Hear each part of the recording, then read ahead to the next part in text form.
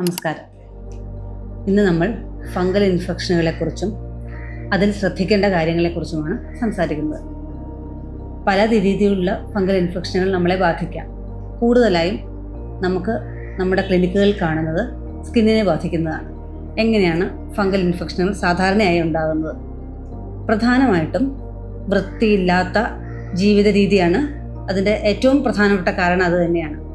പിന്നീടുള്ളത് ഈർപ്പം തങ്ങി നിൽക്കുന്ന അടിവസ്ത്രങ്ങൾ, അസുഖം ബാധിച്ചവർ ഉപയോഗിച്ച അവരുടെ വസ്തുക്കൾ, ഇവയാണ് അതിൻ്റെ പ്രധാന കാരണങ്ങൾ.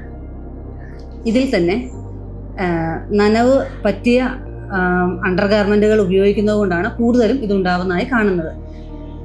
അതിന് ഏറ്റവും നന്നായി വൃത്തിയായി കുളിച്ചതിന് ശേഷം ഫാനിൻ്റെ ചുവട്ടിലോ മറ്റോ നിന്ന് നന്നായിട്ട് ഈർപ്പം മാറിയതിന് ശേഷം മാത്രം ഉണങ്ങിയ വസ്ത്രങ്ങൾ ഉപയോഗിക്കുക.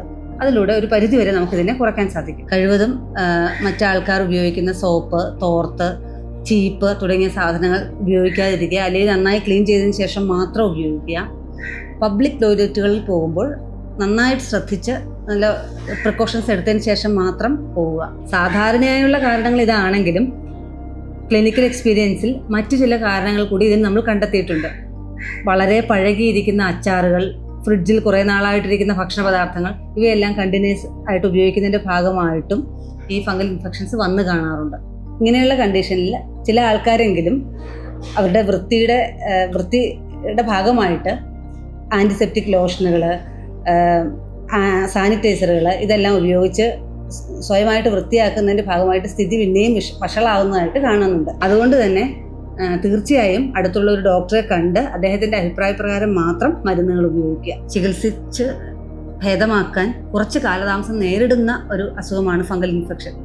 അതുകൊണ്ട് തന്നെ മറ്റു പല ഡോക്ടർമാരെയും കണ്ടതിന് ശേഷം മറ്റു പല രീതിയിലുള്ള ചികിത്സകളും ചെയ്തതിന് ശേഷം നമ്മുടെ ക്ലിനിക്കിൽ വന്ന 10 വയസ്സ് ഉള്ള ഒരു കുട്ടിയുടെ സ്കിൻ റാഷാണ് ഈ കാണുന്നത്.